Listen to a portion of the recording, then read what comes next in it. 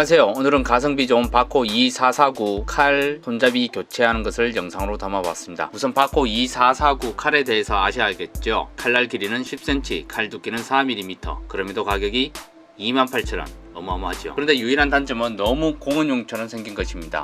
그래서 교체를 하게 되었습니다. 우선 나무를 잘라야 하기 때문에 테이블소를 청소합니다. 좀 더럽네요. 그리고 칼 손잡이에 이용할 나무를 찾아봅니다. 원래 장작으로 쓰려고 조다 놓은 갓나무 가지가 눈에 보입니다. 나무 가지는 처음부터 그립감 좋은 것을 고르지 말고 약간 도톰한 것을 골라야 합니다. 어차피 껍질은 까고 두께는 그라인더로 줄일 것이기 때문입니다. 저는 이 나무를 선택했습니다. 나무를 선택하셨으면 이제 잘라 주셔야 됩니다. 칼의 손잡이 길이는 용도에 따라서 좀 다르겠지요. 저는 캠핑에서 타격 전용, 그러니까 장작나무 쪼갤 때 쓸 거라서 다치지 않게 살짝 긴 손잡이를 만들 것입니다. 그리고 이런 톱날로 커팅하실 때 장갑은 끼지 않는 걸 추천드립니다. 장갑 끝이 날에 빨려 들어가서 손가락을 크게 다치는 일이 많다고 합니다. 또한 작동이 멈추기 전에 손을 대다가 역시 크게 다치는 경우도 있지요. 그리고 나무 껍질을 제거해 줍니다. 핸드 그라인더로 깎아 주셔도 되고 저처럼 탁상 그라인더가 있을 땐 그것을 이용하시면 되겠습니다. 참고로 저는 앞집에서 빌려서 사용했습니다. 편하긴 하더라고요. 앞면 뒷면 살살 돌려가면서 하시면 됩니다. 손가락 조심하세요. 껍질을 다 벗기면 이런 모양이 됩니다. 이제 슬슬 모양이 나오는 것 같습니다. 너무 성급한 생각인가요? 오늘 처음 만들어 보는 저로서는 사실 신기하네요. 벌써 그립감도 괜찮은 것 같습니다. 그런데 아직 크긴 크네요. 이제 칼날 넣을 곳을 미리 표시해 둡니다. 중간 정도에 자르면 되겠지요. 그러니 중간에 선을 그으세요. 그리고 제 손 하얀 것은 때가 많아서 그런 것이 아닙니다. 아까 나무 껍질 벗길 때 가루가 많이 붙어서 그렇습니다. 때가 아닙니다. 때가. 그리고 테이블소로 다시 들고 갑니다. 저는 칼날을 한쪽 홈에 넣을 것이어서 아까 그은 중앙선의 오른쪽으로 자를 것입니다. 칼날 두께가 4mm이니까 한쪽이 4mm 더 두꾸면 되겠지요. 양쪽으로 홈을 파려고 하니 처음 해보는 건데 어려울 것 같아서 그랬습니다. 자신 있으신 분은 양쪽 두께를 똑같이 잘라 주시면 되고 마지막은 위험하니 나무로 밀어서 잘라줍니다. 바코 손잡이를 제거해주는 작업이 남았습니다. 저는 어릴 땐 쌍칼을 써서 그런지 손잡이 분리를 정말로 쉽게 생각을 했습니다. 정말 어렵더라고요. 망치로 단순히 때리는 건 불가능하고 정망치를 중간에 대고 때려도 쪼개지지를 않았습니다. 정말 바코 잘 만드는 회사인 것 같습니다. 갑자기 믿음이 가더라고요. 톱으로 자르기로 했습니다. 플라스틱과 고무로 만들어진 손잡이여서 자르긴 쉬웠습니다. 이게 답이었네요.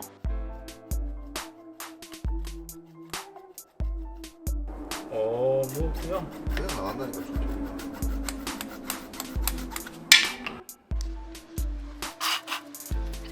본격적으로 잘라봅시다.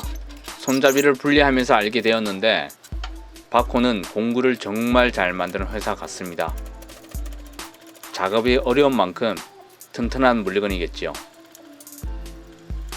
정말 열심히 잘랐습니다.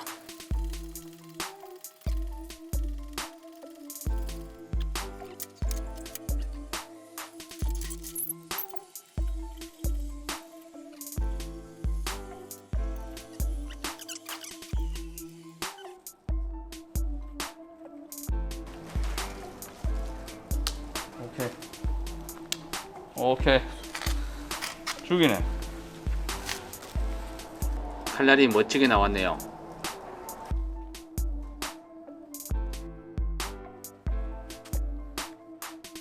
칼날 끼울 곳을 미리 표시해 두고 조각칼로 멋지게 잘라낼 것입니다. 조각칼도 좋은 걸로 한두 개 구비해 놔야 되겠네요. 제가 가진 조각칼로는 도저히 파낼 수가 없네요. 와 이거 다 봤는데 포기합니다. 답이 없어요. 이거는 뭐 써보지도 않았는데. 결국 3년 전에 한번 쓰고 모셔둔 트리머를 꺼냈습니다. 그때 집에 책장을 만든다고 사놓은 것인데 이제서야 제대로 쓰네요.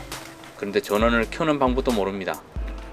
어찌됐든 칼의 홈 파는 건 최고인 것 같습니다.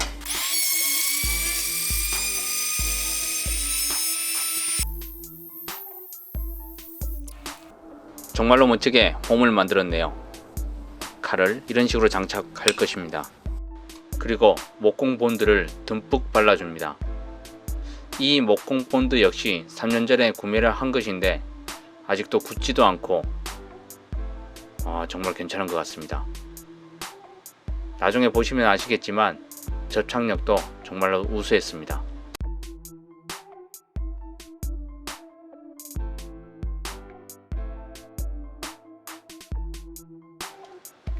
벌써 모양이 어느 정도 나오지 않습니까? 우선 고무줄로 대충 고정을 해주고요.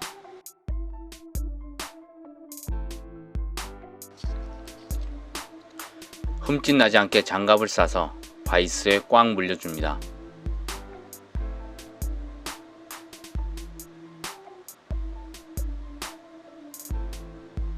바이스가 없으면 다른 고정할 수 있는 물건으로 꽉 해주시면 되겠습니다. 예를 들어서 굵은 고무줄 혹은 두꺼운 책상, 바위 등등 그런 것이 있겠네요. 그리고 칼날도 위험하니까 헝겊이 있으면 꼭 감아 주시기 바랍니다. 자칫하다간 대형 사고가 일어날 수가 있습니다. 그리고 본드가 어느 정도 굳을 때까지 칼집을 만들어 보기로 합니다. 원래는 칼집을 만들 생각은 없었는데 시간이 좀 많이 나더라고요. 칼집도 칼자루랑 거의 동일하게 만드시면 됩니다.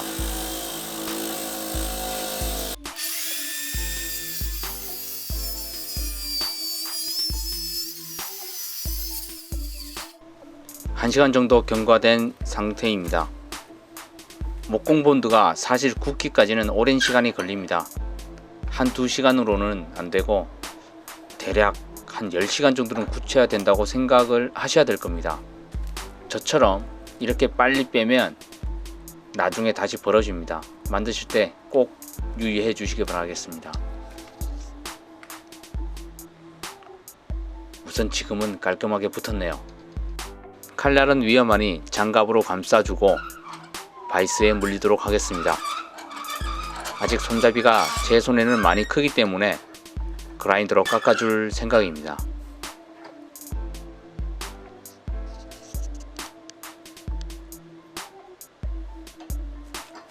위험할지 모르니 최대한 단단하게 고정을 합니다. 제가 사용할 사포는 60방이고 핸드 그라인더로 깎아줄 생각입니다. 참고로 사포는 숫자가 클수록 매끈한 것이고 낮을수록 거친 것입니다. 거친 것으로 갈린 물체는 겉면이 거칠어질 것이고 매끈한 것으로 할 경우는 물체가 매끄러워질 것입니다. 사포 작업은 숫자가 낮은 것에서 높은 것으로 합니다. 또한 숫자의 의미는 너비 1제곱cm 안에 들어간 입자수라고 생각하시면 이해가 되실 겁니다. 샌딩은 인내하는 자가 정말로 매끄럽게 잘 만듭니다. 저는 그렇지 못한가 봅니다. 대충 했습니다.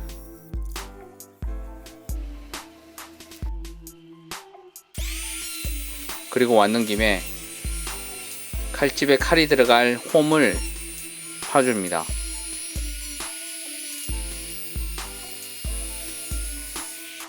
그리고 칼집은 제가 어릴 때 봤던 조선낙 같은 느낌, 그러니까 철사로 감아서 좀 더 레트로한 느낌을 주려고 합니다.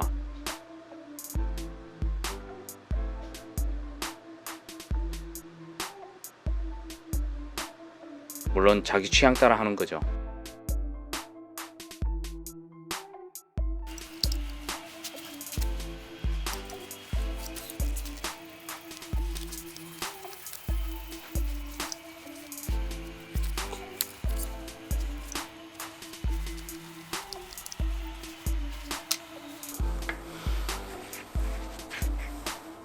이렇게 완성을 하였습니다. 물론 칼집과 칼을 바이스에 더 물려서 본드로 붙인 부분이 벌어지지 않도록 고정을 더 할 것입니다. 그리고 마지막으로 꼭 주의하셔야 될 부분이 있습니다. 구독과 좋아요는 필수입니다. 그리고 2번은 누르지 마세요. 짝수로 누르시면 안됩니다. 홀수로 눌러주시기 바라겠습니다. 다음에 또 봬요.